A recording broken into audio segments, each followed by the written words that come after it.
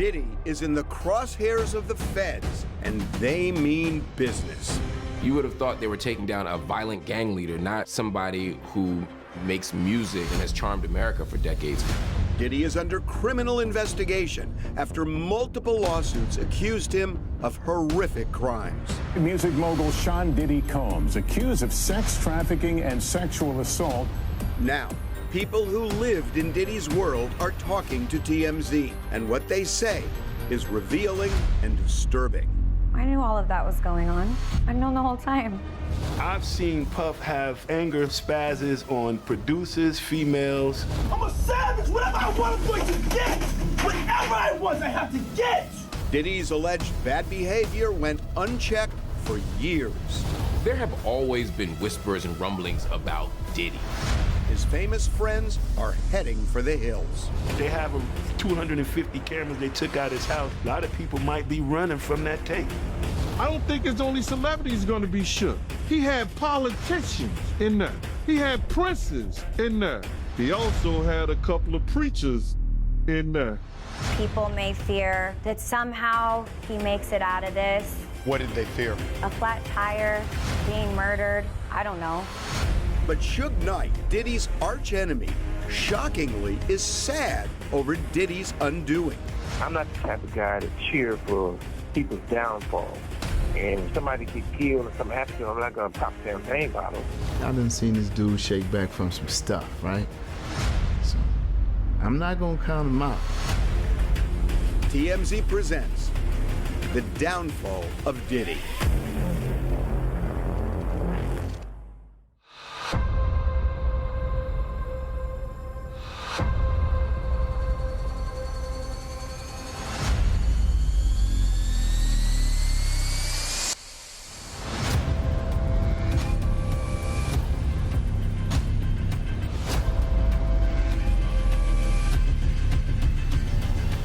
I had just gotten out of the shower and walked inside of the studio, and it was such a nice day. I'm like, let me go sit outside on the bench for a little while. Heard a big boom, and then I heard like goo, goo, goo, goo, goo, goo, like the sounds of like armored vehicles approaching.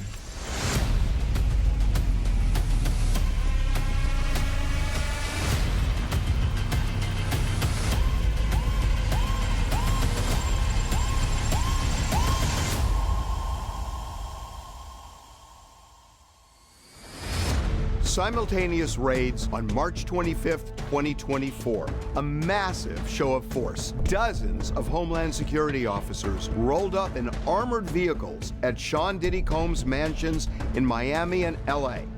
Diddy's close friend and producer, Stevie J, was at the Miami property when things got real. Guys jumped out, you know what I'm saying? Guns up and aimed. Get up, get on the fucking ground, drop your fucking phone. You know what I'm saying? I'm like, yo, I'm here by myself. You know, I didn't ask too many questions. I've seen quite a lot of things, but none with the excessive force of this right here.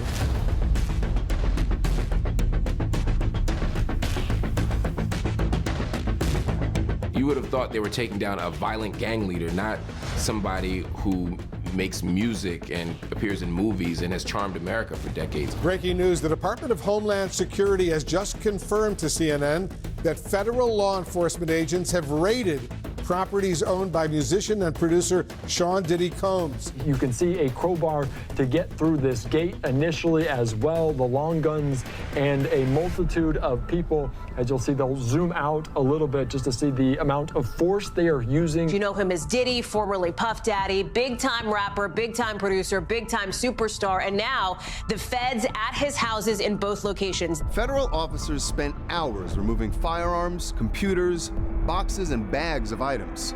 Both properties left in shambles.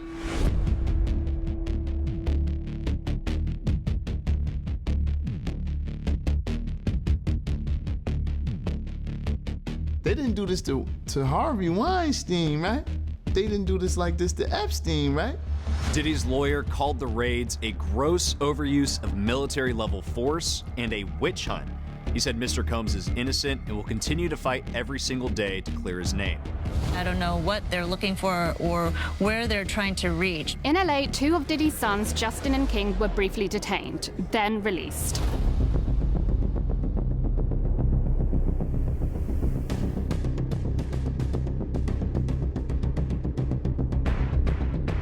A week later, Justin's mom, Misa Hilton, posted this shocking video on social media. Security footage from inside the house. Officers with guns drawn and pointed toward Justin and his brother King. Misa called it overzealous and deplorable. It's hard for me to imagine that had this been many other celebrities, particularly white celebrities, that their children would have been in handcuffs and they would have been forced to stare down the barrel of guns and seen armored tanks. It just seemed like a lot for a raid of a music producer.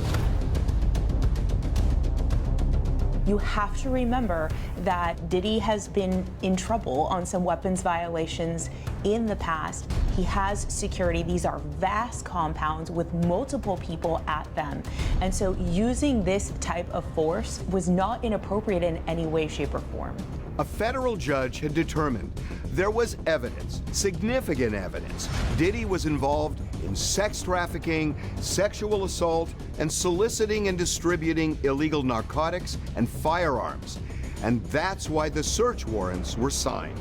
This is a massive investigation. The idea that the feds have taken up this investigation in the first place indicates that it's remarkably serious. Aubrey O'Day, a member of Danity Kane and star of Making the Band, has been the lone voice for years, saying Diddy is a bad guy.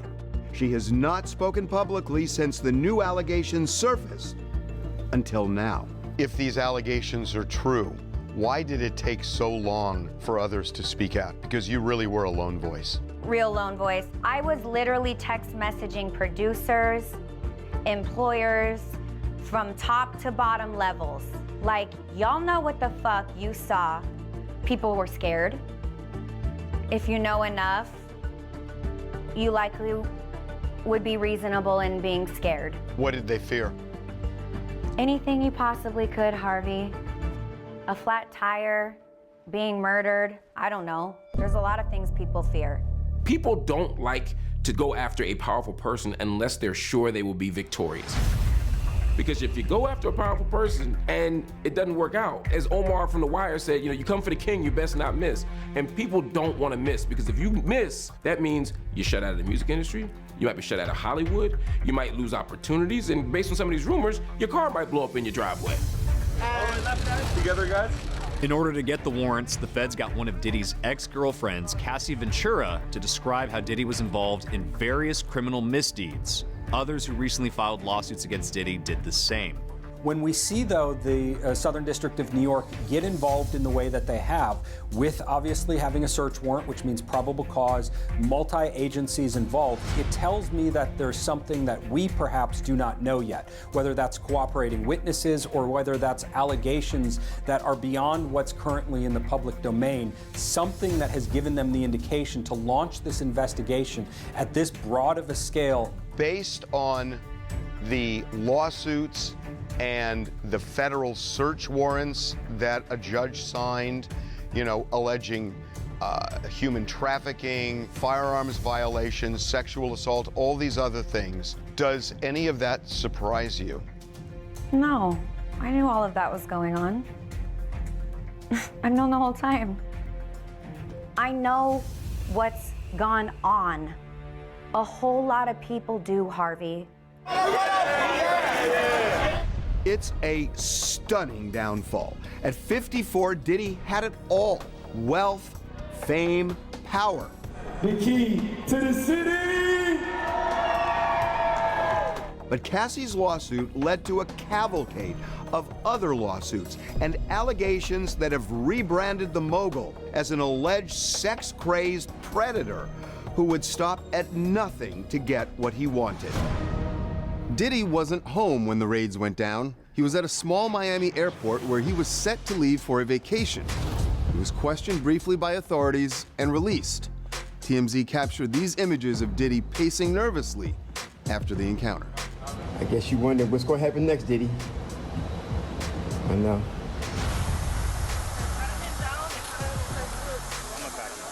Diddy wasn't arrested that day, but a member of his entourage was. 25-year-old Brendan Poole is now charged with possession of cocaine and marijuana candy. What's up, Puff? How you doing, man? How you doing, Diddy? You doing, love? Good. How y'all doing? Good, man. Here's the thing. There were rumblings about Diddy's bad behavior for years, from drugs to physical abuse to guns. But none of it derailed his success. He seemed invincible.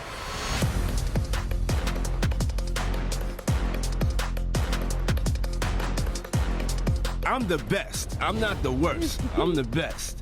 You know what I'm saying? I've had my different things and point of views and stuff like that in the past, but I'm cured now. I'm loved and everything is all right. There you go.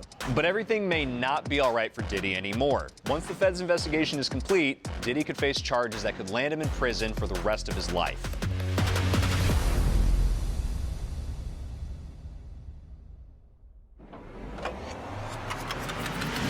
Music mogul Sean Diddy Combs accused of sex trafficking and sexual assault in a lawsuit filed in federal court here in New York. Cassie describing the music mogul as a vicious, cruel, and controlling man, saying she was trapped and held down by Combs. Cassie Ventura was Diddy's on and off again girlfriend for a decade, and her allegations turned Diddy's world upside down.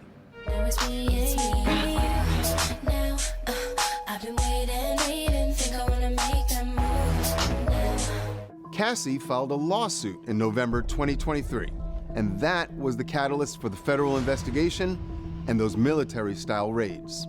How unusual is it for the feds to kind of have their eyes opened by civil litigation, which seems to have happened here? Well, it's certainly important for the feds, the Department of Justice, to have their eyes open to what's going on around them. With the Department of Homeland Security involved, that indicates that this goes beyond the border. And that tells me that the Department of Justice and the investigators in this case may have inclinations or information about that has led to the massive scale of this investigation. Cassie was a 19-year-old singer when Diddy signed her to his Bad Boy record label shortly after they met. I wanted everybody to meet Cassie. Y'all know Cassie. That's Cassie. When I saw her and I met her, that's what kind of made me like really fall in love with the project, because I saw something more than just records. Cassie's self-titled album was released in 2006. About a year later, her relationship with Diddy became romantic. In her lawsuit, Cassie claimed Diddy quickly lured her into an ostentatious, fast-paced, and drug-fueled lifestyle. She said Diddy gave her copious amounts of drugs, including opiates and ecstasy. Here you go, show her to Cassie right here, guys. And together, guys, right here, Cassie. Cassie claimed Diddy was often violent, forced her to carry a gun in her purse. She says in 2012, Diddy became enraged when he heard about a brief relationship she had with rapper Kid Cudi during a rough patch with Diddy. Diddy threatened to blow up Kid Cudi's car. Kid Cudi confirmed his car had been blown up in his driveway.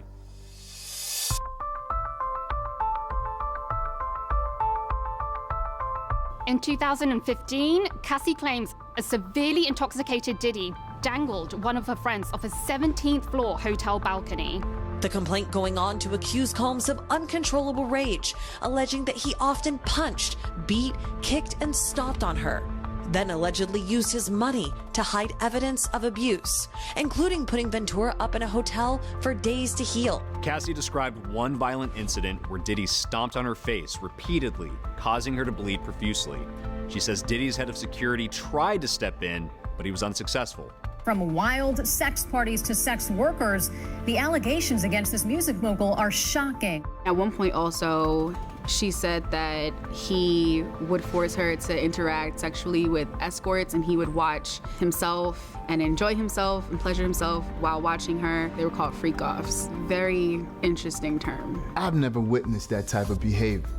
I don't know what a man do in his bedroom or nothing like that. They was rocking together. From what I know. All I know is they both was rock stars, living their best life in a relationship. Cassie claims she only participated in those freak-off encounters because she was afraid she'd be beaten if she refused. Cassie also claimed near the end of their relationship, Diddy forced his way into her home and raped her.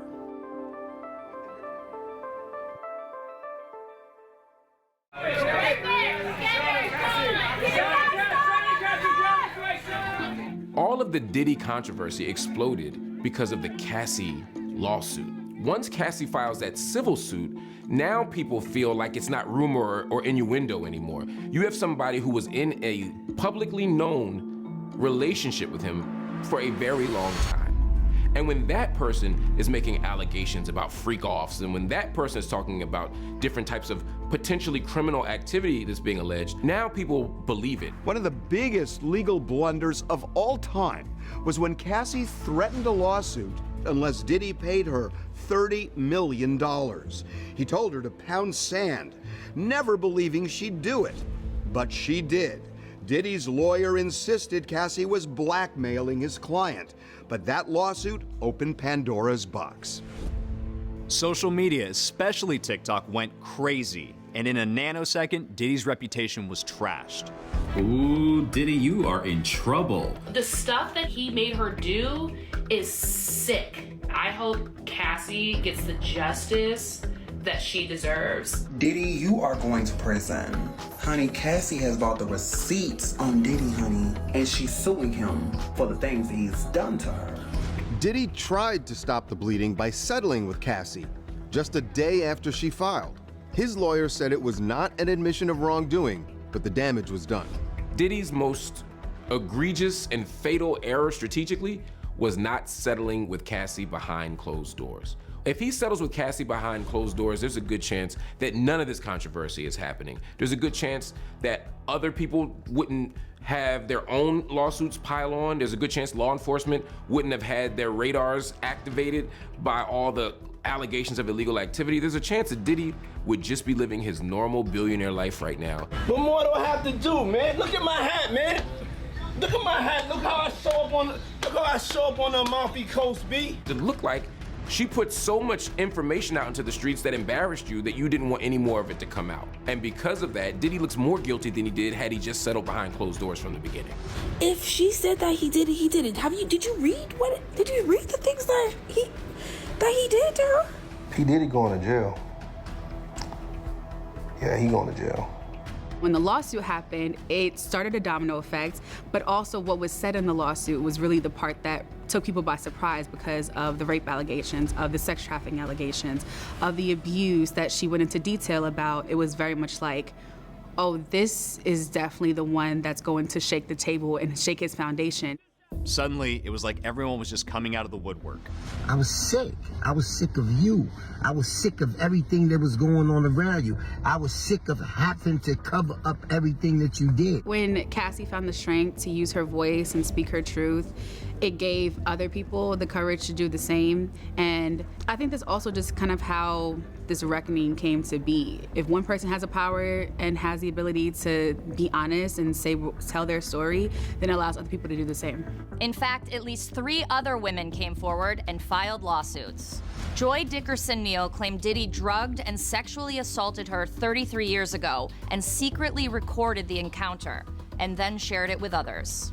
Liza Gardner claimed Diddy raped her and a friend in 1990. And another woman who refused to be named claimed Diddy and 2 other men gang raped her when she was just 17. Diddy is now facing another very serious lawsuit. And, you know, this all started with the Cassie lawsuit. And then there were 2 more accusers. An anonymous accuser, as a Jane Doe, filed it in federal court today. And her allegation goes back to 2003. It was bad for Diddy. 4 women had come forward within 3 weeks in November and December 2023. Diddy himself finally released a statement saying, and this is a quote, "Enough is enough. For the last couple of weeks, I have sat silently and watched people try to assassinate my character, destroy my reputation and my legacy. Sickening allegations have been made against me by individuals looking for a quick payday." Diddy's response to all of these lawsuits has been, they're coming after my money. Everybody's an extortionist. That's not entirely untrue. I mean, everybody connected to him in these lawsuits has made money off of him. They've expected payment from him. But because somebody pays your bills doesn't mean that they're entitled to do harm to you. It doesn't mean that they're entitled to exploit you or abuse you or otherwise mistreat you. So yes, people might want more money from you, but it doesn't mean you're off the hook. This is you. And this is us. Hi, we're True Green. We're the official lawn care treatment provider of the PGA Tour. That means we'll give you a pro-level lawn guaranteed. That's a satisfaction guarantee.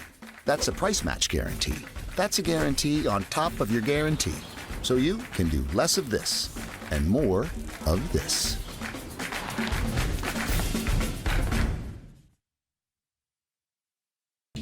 New allegations of sexual harassment and assault against Sean Diddy Combs. On February 26, 2024, yet another lawsuit was filed against Diddy, this one from Rodney Lil Rod Jones, one of Diddy's former producers and videographers. And the allegations were even more shocking. He is alleging groping, fondling, grooming, and he goes on and on about going to a party where he says he was drugged and allegedly raped. Rodney Lil Rod Jones worked with Diddy for about a year starting in 2022. He claims he recorded hundreds of hours of video and audio of Diddy, his staff, and others engaging in serious illegal activity. Everybody's just telling me what he's allegedly capable of, and, you know, it's very scary for myself, and, you know, it has me worried about my kids and, you know, just sleeping with anxiety and different things like that. So just moving forward, just want to pause on everything until we know that it's clear and safe for me to come back outside of work. Jones claims he has irrefutable evidence depicting, among other things, Diddy's illicit drug use and unregistered firearms. Jones also claims he witnessed Diddy and other famous rappers consorting with underage girls and sex workers. And the lawsuit alleges Diddy kept 3 sex workers on a monthly retainer, including Daphne Joy, who has a son with Diddy's nemesis, 50 Cent. Daphne denies the claim.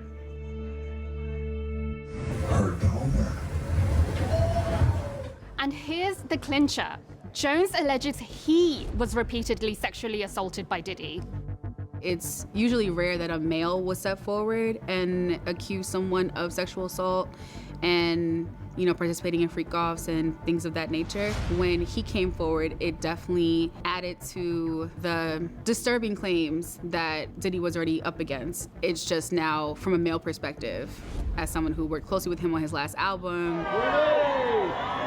What's up, Diddy? I want to tell anyone out there watching, this is not about his sexuality. That has been a big focus highlighted everywhere. I think that Puffy is not man enough to come out and simply say he's bisexual. Bisexual, black male, sex cult. Do you want to know what the judicial system cares about? Crimes. They don't care if a man has sex with a man, a woman, or 18 women. And I believe in the justice system. And the justice system doesn't rate anyone's home over their sexuality. NBC is learning exclusively that the music producer accusing Diddy of sexual assault and harassment is also accusing actor Cuba Gooding Jr. Now, he's saying Gooding groped and fondled him while they were on Combs' yacht. His case got more holes than a Jamaican shirt. Lil Rod is a fraud, man. You know, he don't got no legs to stand on. This is merely an extortion attempt by him and his lawyer. That's all I can say. Diddy attorney Sean Hawley told TMZ in a statement, Lil Rod is nothing more than a liar who filed a $30 million lawsuit shamelessly looking for an undeserved payday. His reckless name-dropping about events that are pure fiction and simply did not happen is nothing more than a transparent attempt to garner headlines. In fact, TMZ has learned there are some big problems with Rodney Jones' lawsuit. For one, It was filed by an attorney named Tyrone Blackburn, who is under the microscope of a federal disciplinary committee in New York. A judge who ordered that committee to look into Blackburn's tactics said the lawyer had shown a pattern of filing, and this is a quote, cases in federal court to garner media attention, embarrass defendants with salacious allegations, and pressure defendants to settle quickly. Another big problem, Jones included in the lawsuit a screen grab he claimed was Diddy's producer and close friend Stevie J having sex with another man. But apparently, it wasn't Stevie J. The photo is definitely not myself. You know what I'm saying? This lie has been ongoing for a long time. A guy from the LGBT community, a porn star, he raised his hand. He said, that's my dirty work. That ain't my work. That's cool if dudes do that, but that's not my thing. I like to embrace a nice woman with, you know. I wasn't mad. It's just like, for the hard work I put in for these 30 years in this industry, this is what I gotta resort to. Watching this, my kids gotta see this, my mom got to see this.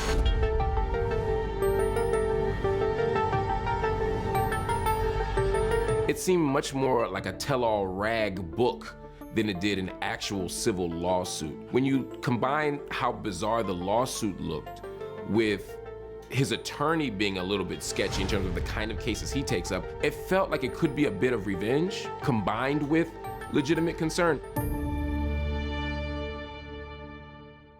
With all the allegations and a federal investigation that seems to be closing in on Diddy, you'd think it's over for him. But don't count him out just yet. Diddy has dodged bullets before, and lots of them. This is not Combs' first run-in with the law. He was arrested in April for assaulting a record executive. Combs testified before a grand jury this week. Combs was arrested at the university's Acosta Athletic Training Complex for assault. He also had run-ins with the law, accused of assaulting a photographer. He's been having controversies since the early 90s, and he's never been convicted of any serious crimes. He's been lots of allegations, lots of accusations. His first bout with trouble was way back in 1991. Diddy co-promoted an event in New York City. The number of folks who showed up was nearly twice the capacity for the venue, resulting in a stampede that led to 9 deaths and 29 injuries. The things I deal with can no way measure up to the pain that the families deal with. And I just pray for the families, and I pray for the children that lost their lives. Diddy was at the center of a violent incident again in December 1999, and this time, one of the biggest stars on the planet would be pulled into the fray. Police say Lopez and Combs were picked up along with his bodyguard and driver, fleeing a shooting in a Manhattan nightclub that left 3 people injured. Diddy was dating Jennifer Lopez. One night, he took her out to a New York City nightclub when all hell broke loose. So essentially, J-Lo and Diddy were out partying with a couple of his friends, their friends, Shine, another rapper, and an altercation ensued, shots were fired. I feel terrible that people were hurt that night.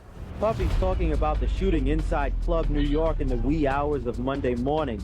3 people were shot. None of them received life-threatening injuries.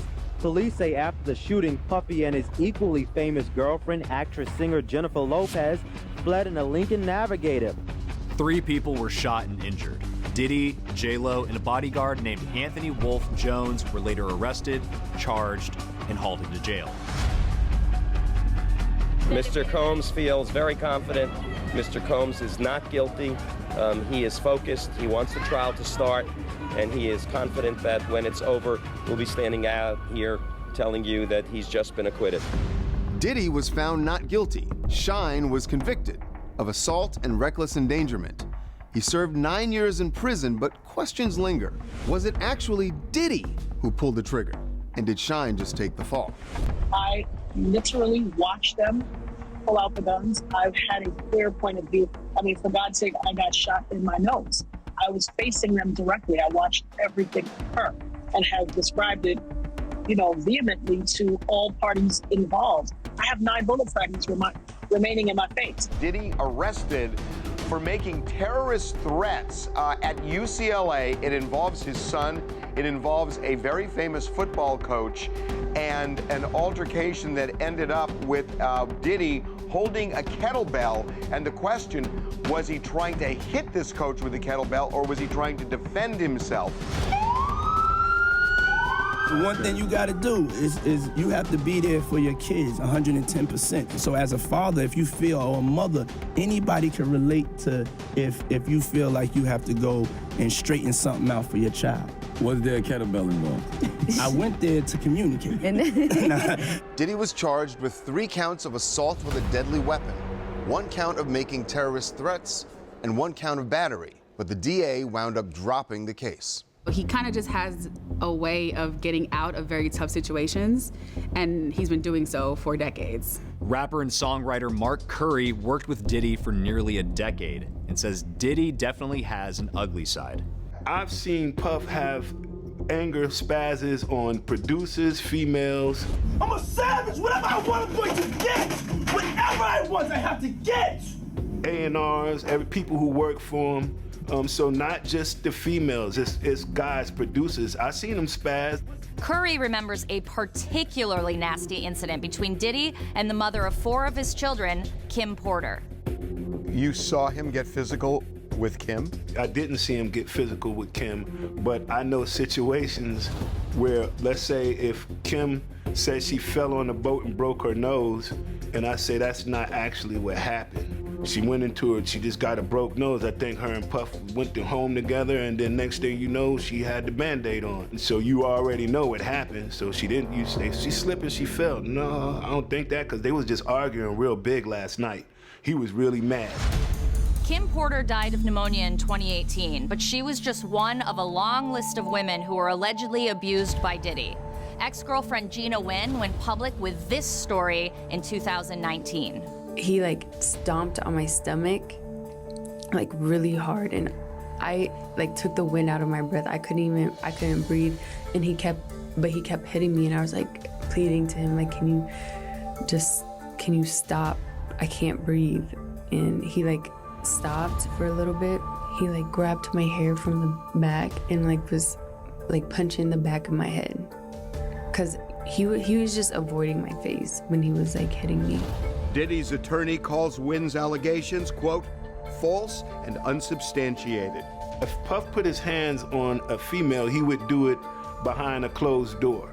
And when the door opened, you would be like, wow, somebody has on a bandage. Did you ever see anything like that, where somebody came out of a room looking injured or upset like that? Yeah, you go in the room, you walk in, you come out, not looking the way you went in.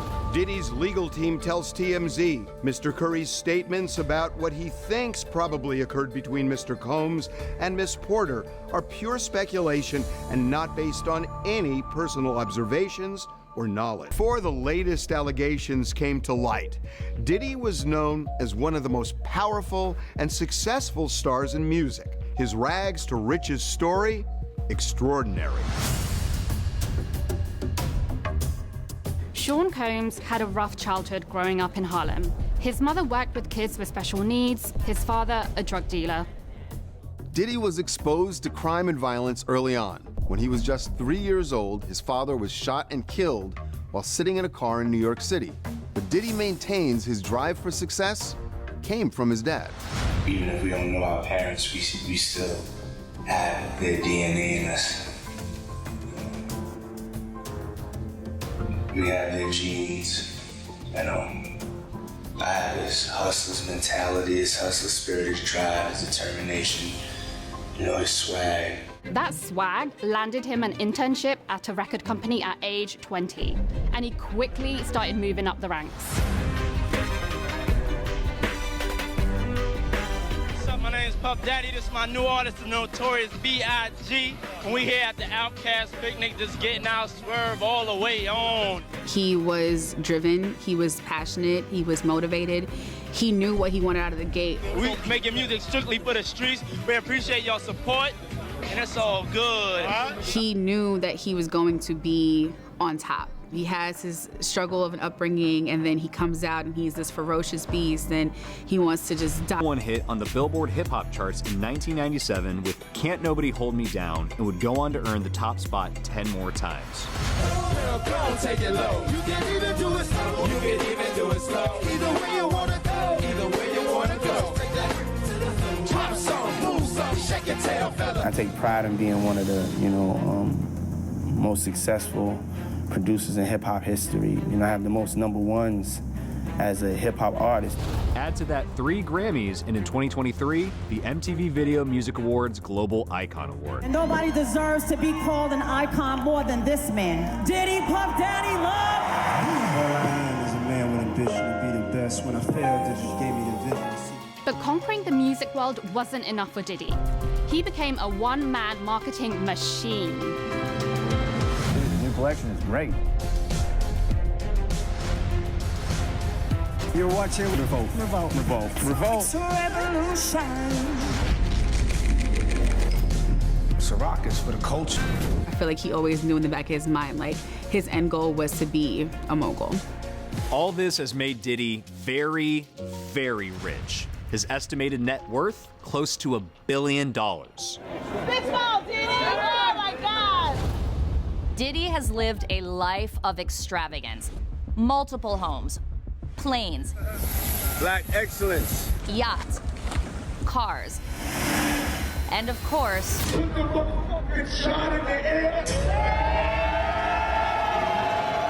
those legendary parties.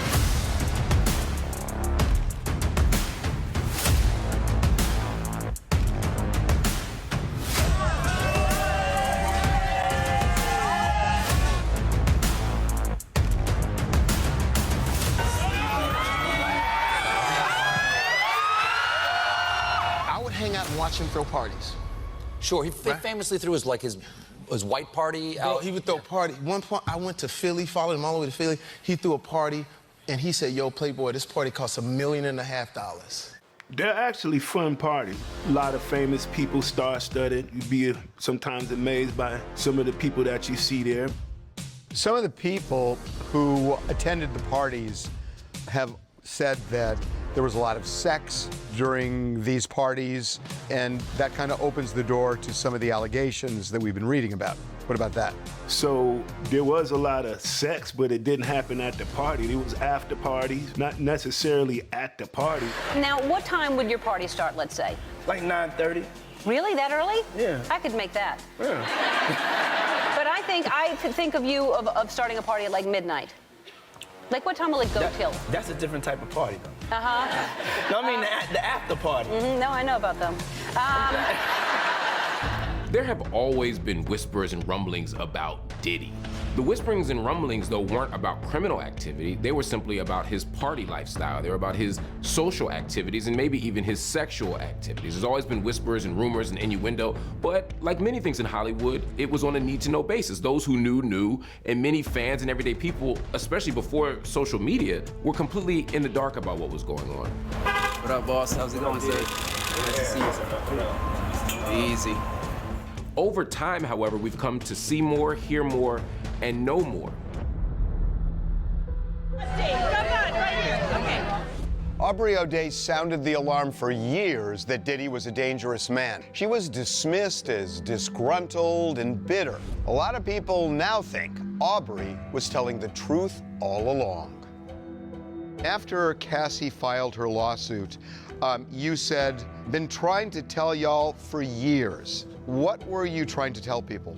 That Diddy was not a safe human and that you should be careful if you're planning on entering any type of relationship with him, from business to personal. And this was based on your personal experience? Yes.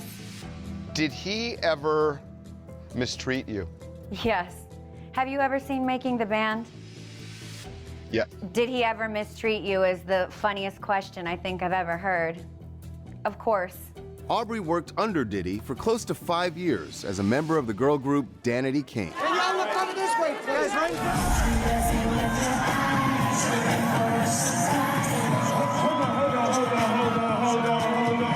And she was famously fired from the group by Diddy on Making the Band. You want to show all your skin. You want to be naked. You're not happy. You hate me. Then why you have me here? I don't have to have you here. That's one thing that we can make clear. That's one thing we can make clear. But I don't have to have you here. I'm trying. Why do you have me here? Because every time it's just such a problem. Check this out. You clear on that. You understand now. I'm asking myself why do I have you here? I'm telling you right this. I don't like her energy. I don't like her style and direction where she's going with it. I don't like what she does to the brand when she's wilding out there, being overly raunchy, promiscuous. So there's nothing else to talk about. Would you like to go with her? Because she's not going to be in Danny Kane. The mistreatment is enough to have changed the course and direction of my entire life. The mistreatment was enough for me to have to spend a good amount of time in the hands of professionals to learn what grooming is and unlearn the grooming. The treatment was so bad in some regards that I'm not ready to speak about it yet, but I will. Are you talking verbal, physical, or both? That's not a question that I'm prepared to dive into right now. But I can say this, as that seems to be a question that a lot of people love to ask. Does it matter? I've been in physically abusive situations. The verbal ones hurt me way more. The abuse was significant enough to change the course of my life. I don't work these amount of years to have you talk to me this way. I'm not meaning to. So I don't want you in the group no more. Okay. All right, because I don't want to even have to have this conversation. On making the band alone, we experienced intimidation tactics, we experienced body shaming, beat downs, and then when we thought we were absolutely nothing, and I'm talking from sleep deprivation to bunkers, it was very like training us to be good soldiers. Do you feel that he was looking for young people who never had a frame of reference, like you, where it would be easier to do whatever you say he did? I can't tell you his intentions because I don't live inside that man's brain. I never plan to, and I pray I never go anywhere close to what that is. Everything is just always about Diddy, and whatever Diddy's narrative is over there, you're being told it from every angle. And you meet a person that is an excellent groomer. What happens is they start to let you know what's wrong with you. That starts to make you question the things that you believe about yourself. Can I ask a question? What do you want to look like, though? Do you want to look like a playboy, playmate? Do you want to look like you? I'm done with all of that. No. Like, what do you want to look like, though? I'll tell you. What do you want to look like? You like big hair, though. I don't like big hair. You do like big hair. You like big hair. You like a lot of makeup and all that. His narrative of me, promiscuous, problematic, all that rah-rah, you know, the bad, all the negatives. That's why the only offer I had after being fired on national television in front of the world as a child came from Hugh Hefner. And it was to do the cover of Playboy. I had to work very hard to get anyone to give me an opportunity. I notice you have a Danny Kane necklace on. I'm just wondering how you process Danny Kane, which in so many ways gave opportunities, but is so connected to Diddy. Does that make you sad? Can you distinguish between Diddy and your success there, or is it all just so intertwined? Complex question. Quickest answer, if you do enough work on yourself, you can get to a place where you will be able to distinguish yourself from abusers and toxic situations. Anyone out there that has gone through that or is in that right now, please hear me. Resonate with me in this moment. You can distinguish every piece of it. You can separate them and you can pick what parts you are going to carry with you into your future. So I wear this necklace for my ladies out there. I think it's because we were surrounded by a team of men. And I don't know that any of those men ever had our best interests at hand. Last September, Diddy did something to counter some of the rumors he was a monster. I read that you are going to actually give back the publishing rights to a bunch of artists on your label, which is incredible because it's happening at a moment that actually those rights are going for a very high dollar, and many people would keep that money for themselves. Yes, us as a people have to look within and do the right thing. So it was just the right thing to do, and it's reform for the industry and reform for just us as people. Well, you're an incredible human. When TMZ ran the headline, and I have a screenshot of it because I do want to call you out. I received the publishing deal. I know what it says. I know how much money it was giving me. I'll tell you, $330. $300.30 for a full release of all claims against Diddy and many other players. Never can disparage Diddy on any social media site, on any podcast, on any format. Never have any rights to any claims again over any type of wrongdoings with your music or with any of these parties listed. Once you sign it, in fact, it said, you can never mention the existence of this contract ever again. What do you think was behind him making a move to return rights for so little at this point in time? What do you think his motivation was there? I think you would probably be making moves to keep as many people quiet as possible. When I went to look at the publishing deal, it said anything but I'm being made whole financially again. In fact, it asked me to not be able to have access to my story and my experience anymore. It asked me specifically to stay silent and never speak poorly about a human. So then I realized something really bad is coming because this isn't a man that was reformed. I'm just not who I am before. I'm something different. So my new name is Love. Do you know what the word love means to everybody? We live and die to find a human on this earth that will genuinely love us. The man took the most beautiful, precious, unreachable words, livable, lifetime words, and put it in his fucking name. Had his publicist send you a lie or a reformation of the truth, and everybody maybe signed it and can't talk? I don't know why no one else is coming forward and talking about this, frankly. How do you describe yourself? I'm vivacious, eccentric, and I'm a Scorpio. What's one misconception about you? There are no misconceptions about me. There's no doubt the conversations around Diddy have changed significantly since Cassie's lawsuit came out. And things that may have seemed innocent in the past are now being looked at in an entirely different way. You know, where we hanging out and what we doing, we can't really disclose, but it's definitely a 15-year-old's dream. A video of Diddy with a then 15-year-old Justin Bieber surfaced. It was taken while Bieber was visiting Diddy's home, and given all the new allegations, it seemed, well, a little weird. He signed to Usher. I'm signed to Usher. I had legal guardianship of Usher when you know he did his first album. I did Usher's first album. I don't have legal guardianship of him, but for the next 48 hours, he's with me. So and we gonna go full crazy. Going crazy. Speculation as to what he saw at Diddy's home ran rampant on social media. Did P. Diddy groom a very young Justin Bieber? And people say it almost looks like Justin Bieber didn't want to be there. It looks like it was completely scripted, and P. Diddy looked completely suspicious. I think it's clear that Justin Bieber definitely looks uncomfortable. Watching it gives me personally a very weird pit in my stomach, especially watching it through the lens of all of the accusations against Diddy right now. A few days later, a second bizarre video emerged of Diddy and Justin that just added fuel to the fire. Selling out arenas and everything, starting to act different, huh? You ain't been calling me and hanging out the way we used to hang out.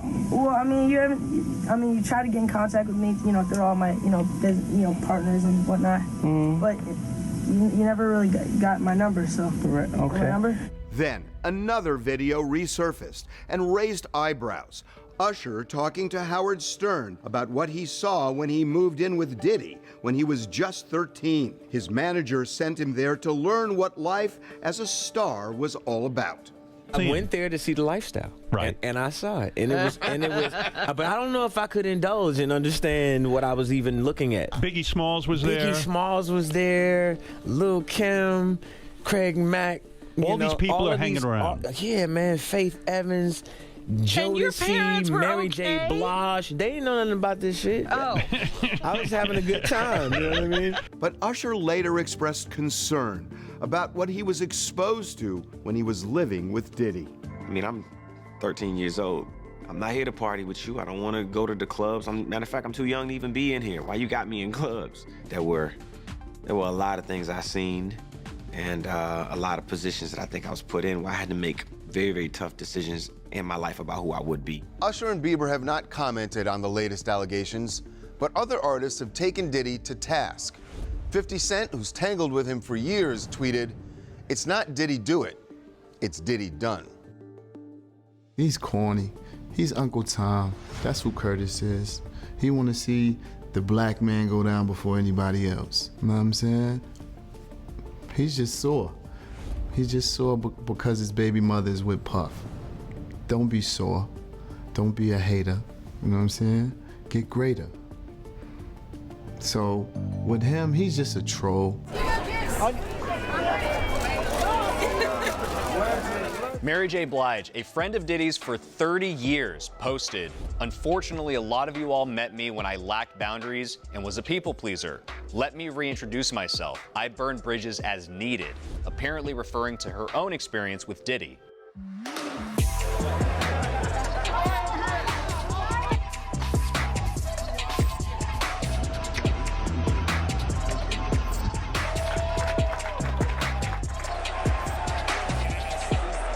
Diddy has befriended some of the biggest names in entertainment for decades, yet none of those stars have come out to defend him, not one. That may say less about Diddy and more about Hollywood. Hollywood is eerily and noticeably quiet about all of the Diddy controversy right now. And I think it's a very simple reason for it. And that is people in glass houses don't want to throw stones.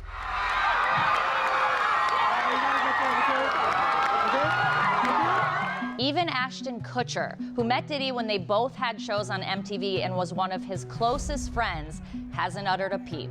The radio silence around this case, in my opinion, is highly unusual. Even if you look at, say, R. Kelly, who's someone who's very much maligned and should be given what he's been convicted of, he did have supporters early on. Diddy has none. It's crickets. A lot of these cats, they don't have, first of all, they don't have the heart. Second of all, it's like, I can't be seen standing next to him while that's going on. I don't want people to look at me funny.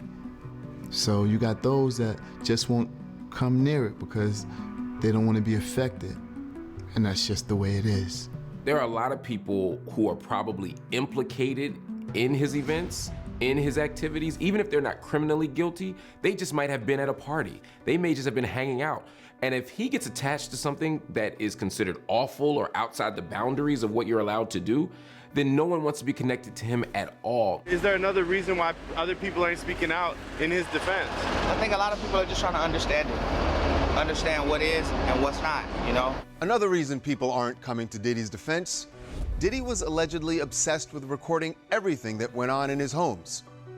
Everything. If they have 250 cameras they took out his house, they have a whole bunch of images or footage of things that were going on around his house. A lot of people might be running from that tape.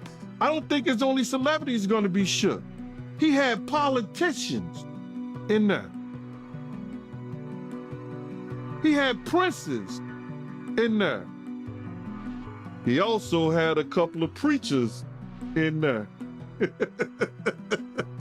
Diddy is a powerful person. You don't get to be a billionaire without being powerful and without being connected to powerful people.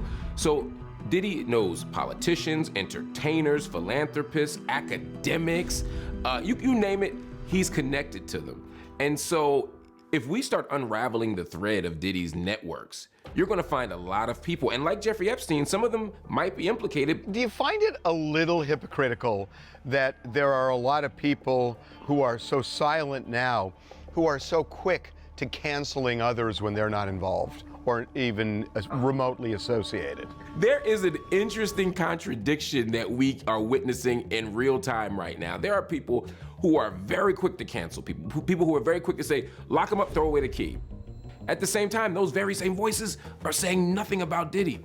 Now, it's not because their morals have changed. It's not because their philosophy has shifted. It's a much more simple answer than that. They're scared because they're tied up with him some way, somehow. I think there's a possibility that people may fear that somehow he makes it out of this. And if he does, he's probably taking a long list of anybody that's speaking on things. And maybe also because everybody's done things that they wouldn't want people to know. And they fear that involving themselves in a conversation like that puts them at risk. Cassie scared a whole lot of fucking men. There's people wrapping up their business nice and tight now because there are many more. And some people just aren't talking because they're afraid of retaliation from Diddy's adversaries. TMZ was scheduled to do an interview with one of Diddy's former employees for this documentary, one who was actually going to defend him. But they backed out, stating in a text, "I'm worried Diddy has many enemies. I'm afraid that if I give my thoughts on what I experienced, I may be ruled a target. I have a comfortable and cozy life, not sure if I want to disrupt it." But Diddy does have some defenders who aren't afraid to speak out. And one of them is someone you would never, ever expect. Responsibility for the so-called feud between East Coast and West Coast rappers, a feud that allegedly led to the murders of Tupac Shakur and Notorious B.I.G. Rap artists and producers call for an end to the rivalry and the violence. But how long will the peace last? Only time will tell. Diddy and rap executive Suge Knight have been archenemies for years. East Coast versus West Coast, Diddy's Bad Boy label based in New York, and Suge's Death Row Records based in LA. A rivalry that was incredibly bitter. Any artists out there want to be an artist and want to stay a star and don't want to have to worry about the executive producer trying to be all in the videos, all on the records, dancing. Come to Death Row. I know that I'm not, what? Yeah. Are they crazy? I was like, wow, and I was like, I could blow this thing up right now, And sometimes it got downright violent. A rivalry so bitter that it's led to the death of two of rap's most successful artists. So you'd think Suge Knight would be reveling in all the allegations against Diddy, right? Wrong. I talked to him on the phone from a California prison where he's serving 28 years for a fatal hit and run. And what he told me blew me away. My first reaction, it's not the reaction I thought I would have when it came to Puffy. You know what I mean? I thought it'd be a reaction like he got what he got coming because everybody knows what's been going on. My reaction was actually different because I felt like, damn, the first thing came to my mind was, he had his sons, he had his daughters. My reaction was first about the kids. And the thing is, I feel it's a bad day for hip-hop. It's a bad day for the culture because it makes us all look bad. I gotta say, I am shocked at what you just said. I thought you were going to almost kind of dance over his troubles now just because of your history and the grace you're showing toward him and his family. I don't know, it's kind of remarkable to me given the history of you two guys. What changed with you? I'm not the type of guy to cheer for people's downfall. And if somebody get killed or something happens to them, I'm not gonna pop champagne bottles. And if I have a problem with Puffy, that's for him and I to sit down in a room and resolve it. So for the tragedy on both sides, the victim to him, that's definitely not nothing to cheer about. There are so many allegations now of, sex trafficking and drugs and all sorts of things. Did this just come from out of the blue, or was there kind of a buzz that some of this might have been going on with Diddy for a while, if any of it's true? I don't think Cassie a liar, because we know what type of stuff goes on. And I just say it like this. I don't think Puffy needs to be destroyed or hung or put to death, or I think that Puffy, or if it's me or anybody else, we should be able to tell our truth. By telling our truth, we can't change the past, but we can help the present and we can help the future. So if Puffy tells his story uncut, he can help everyone. Let him tell the truth. Do you think that the silence of people in the music business and in entertainment generally over what's going on with Diddy right now, with all of the allegations and lawsuits, do you think that silence is really kind of rooted more in fear, that they're afraid, oh my God, I have associations too? Because that's sort of what you just alluded to. I think they sound just guilt. Guilty, guilty, guilty. If they walk like a duck, quack like a duck, it's going to be a duck. I don't think one person around who was hanging with Puffy, who's not acting like Puffy. So as a feather flock together. What do you think? They're all going to stick together to keep everything swept under that rug. Because they lift that rug up, you're going to find a whole bunch of shit that you don't go see.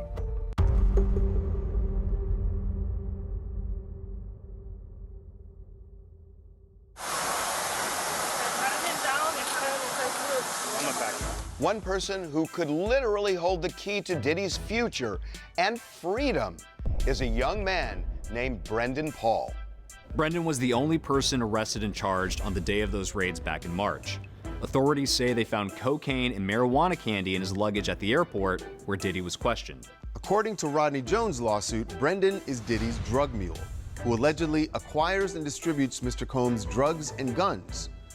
Jones also claims Brendan was responsible for paying prostitutes for the freak-off parties. I'm particularly interested in Brendan Paul because he's 25 years old and he's allegedly the one who's obtaining drugs for P. Diddy. It's interesting, such a young guy. I don't know if that indicates that P. Diddy's organization is as large or as complicated as perhaps the feds would need to make it out to be. Sean, one more time. Only 2 years out of college, Brendan became part of Diddy's inner circle. On social media, he's seen celebrating at Diddy's latest album release party. Brendan's one of Diddy's assistants. We used to play ball together, kick it. Producer, has an artist. He's a pretty cool dude. He and Diddy, you know, he was Diddy's assistant. I mean, he was with him all the time, so they had a cool little, you know, relationship, a cool little brotherhood. Brendan was released the day after his arrest on a $2,500 bond. His attorney has refused to comment on the case, but given his proximity to Diddy, authorities are no doubt interested in what he saw behind closed doors. The feds are going to be looking for anybody close to P. Diddy or whoever their targets are in this investigation to essentially turn on the people that they're most focused on. So they're going to be looking to cut deals. They're going to be looking to grant immunity deals. They will be looking for those people around the center of the orbit to turn on their targets.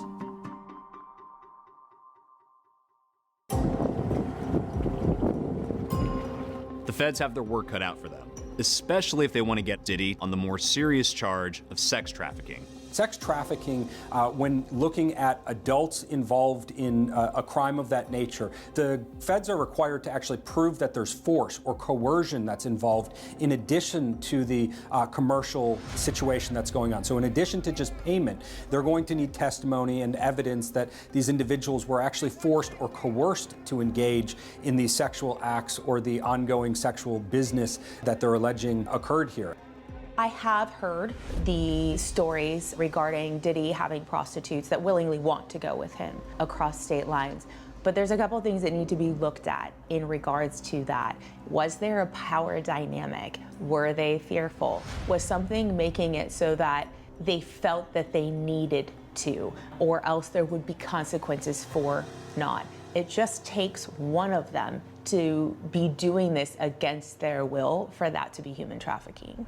One thing that could help the feds, Cassie Ventura can still be compelled to testify against Diddy in federal court, even if she agreed not to talk as part of the settlement. Witnesses can be forced to cooperate, they can be subpoenaed and brought in, and that's something that the feds have the power to do. That goes beyond just the idea that perhaps he's settled lawsuits, for example, with Cassie. She can still be subpoenaed, she can still be brought in and essentially made to tell the truth, and if she doesn't, face her own consequences. In fact, as those raids at Diddy's home were going down, Cassie's lawyer posted on X, "We will always support law enforcement when it seeks to prosecute those that have violated the law.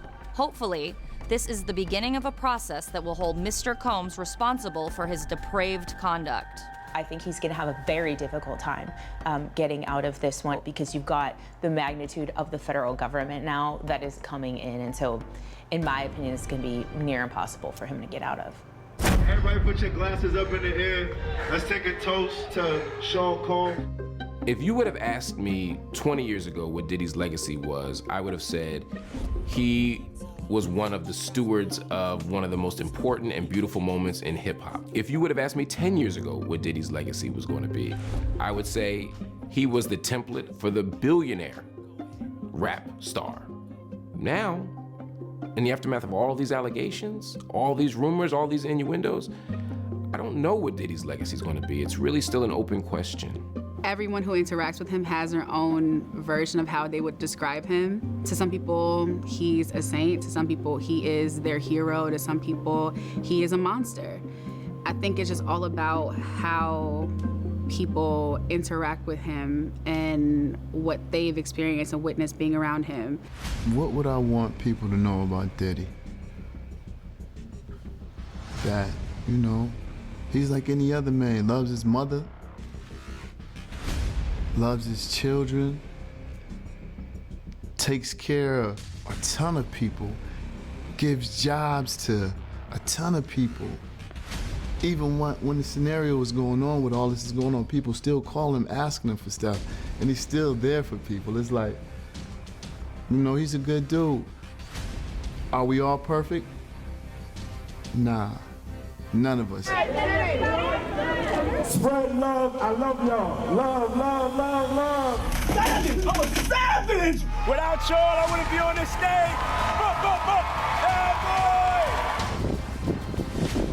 I done seen this dude shake back from some stuff, right? So I'm not gonna count him out. You know what I'm saying? And I'm not gonna make a prediction, but I'm gonna say, you know, I ain't gonna count him out. Anyone on this earth has the ability to be both good and bad, have done good things and bad things. So it's hard to just say, this is a bad guy or this is a good guy. I don't even want to be forced into that place. For all my friends that love to throw the word karma around, my response was always, yeah, good luck. Karma's a poor man's excuse. I know a lot of bad people and they're not seeing karma. They're getting better and better. They're getting more and more. I witnessed it for years. I never thought I would see this.